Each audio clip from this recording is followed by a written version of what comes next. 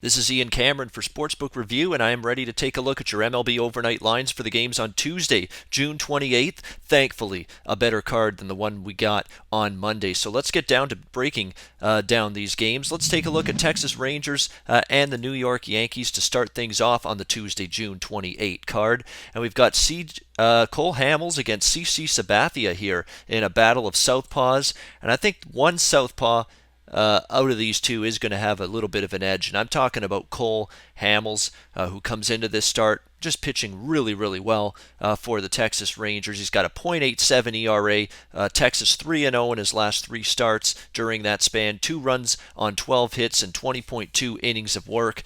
Just been fantastic. His road numbers have been great as well. A 1.64 ERA for Cole Hamels in 7 road starts this year. Texas is 5-2 in those games. He's allowed just 9 earned runs in 49.1 road innings this season, so fantastic numbers. Does concern me slightly that his track record against New York is not great, but the New York Yankees have been woeful as a team offensively at times this season, especially against the left-handed side. We're talking about New York, a team ranked 26th in Major League Baseball, hitting left-handed pitching for, in terms of team OPS against lefties. So I think Cole Hamels certainly has the opportunity to pitch a pretty good game here for the Texas Rangers on Tuesday night. And CC Sabathia finally showed a little crack in his armor last time out against the Colorado Rockies. He had been just cruising along, having this renaissance season, this turnaround year, and then all of a sudden the roof caved in on him in his last start here at Yankee Stadium last week against the Colorado Rockies. He got absolutely crushed,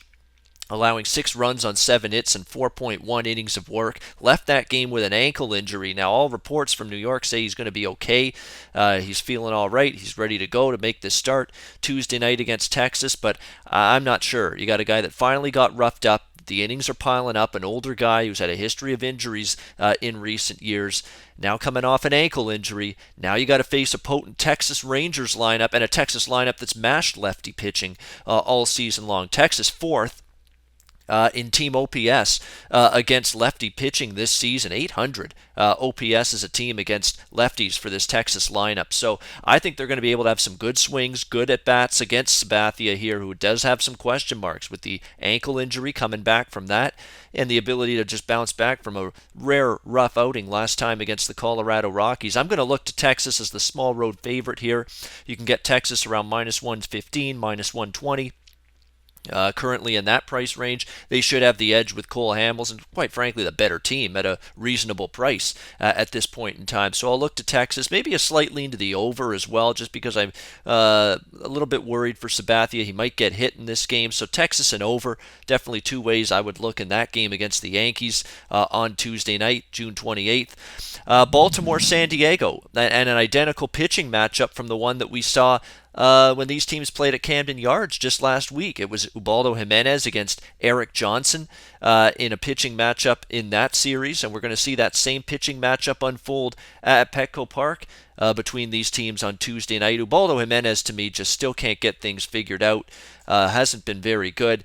6.35 ERA last 3 starts on the road. How about a 10.12 ERA for Jimenez? 24 runs on 31 hits in his last 18.2 innings of work pitched on the road this season. Flat out abysmal numbers overall for Jimenez. Now you got to face San Diego for the second time in less than a week. Padres did only get 2 runs in 6 innings against Jimenez last week in Baltimore, but I think having a second look against a guy that's clearly not had his best stuff here this season should result in some good at-bats for this San Diego lineup here against Jimenez. And on the flip side, Eric Johnson could be walking into a world of hurt. This guy has yet to register any kind of good start this season. 2 starts with the White Sox, he was brutal. 3 starts since joining San Diego in the James Shields trade. He's been just as bad. He's allowed 5 runs in 4.2 innings at Colorado, 5 runs in 6 innings against Washington, 6 runs in 4 innings last week against Baltimore. No reason to think this red-hot Orioles lineup, and they are red-hot. I mean, this Baltimore lineup's just been tearing the cover off the baseball, just been on an incredible run right now. They've won 5 straight games. They scored 7, 6, 5, 8, and 12 runs in those 5 games, just crushing the baseball. They should be able to hammer Eric Johnson, I think, pretty good here in this game, and I certainly don't trust Jimenez. And the nice thing is, we have a total of 10 when these two pitchers matched up against one another in Baltimore, Jimenez and Johnson. Now the total is sitting at 8.5. There's that Petco Park discount in play here with the total because it's in San Diego, the so-called more pitcher-friendly ballpark. Well, is it that pitcher-friendly? I mean, San Diego, especially at home this year, they've had success, and they've been a solid over team at home as well this season. So when you look at it, I think this all this talk about the discount and the total for San Diego may not be warranted here.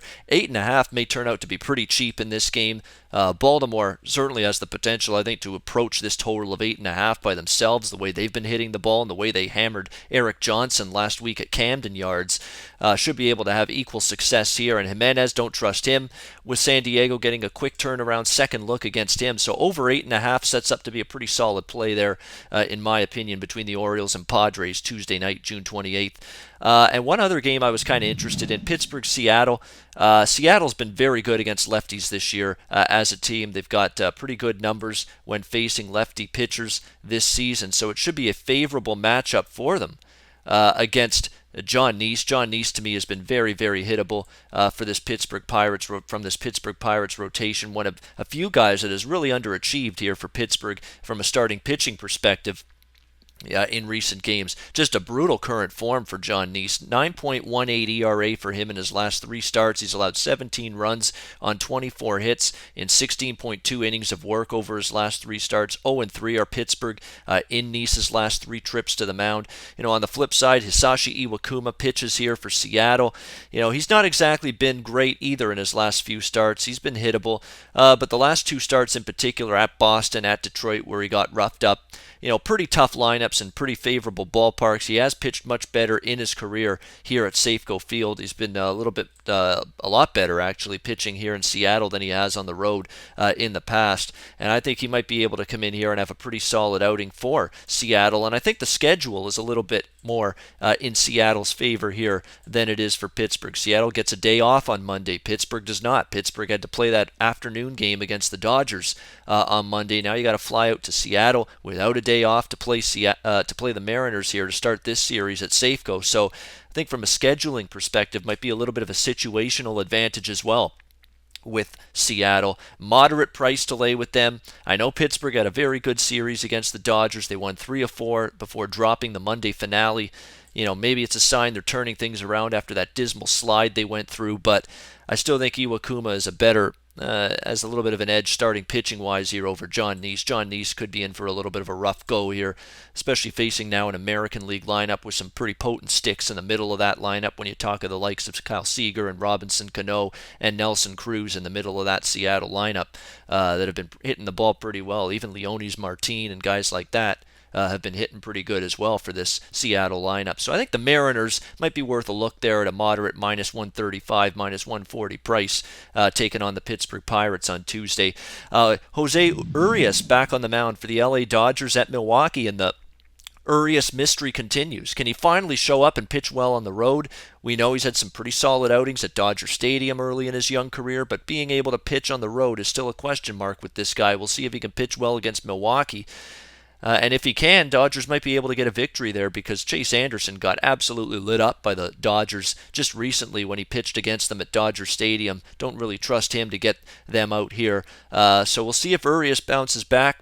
If he does, if you trust Urias to finally pitch well on the road and pitch a little bit better on the road, maybe you look to the Dodgers there. If you don't, and you think the road struggles will reappear here for Urias, maybe the over could be worth a look there in that game between the Dodgers and the Brewers. Astros and Angels, we've got Tim Lincecum on the mound. He's still a guy that I'm still not really getting involved with yet when he's on the mound. I still want to see if he continues to either develop, get better, or if he just regresses into the same old Tim Lincecum that he was down the stretch of his tenure with the Giants. So he's still a wait-and-see pitcher for me.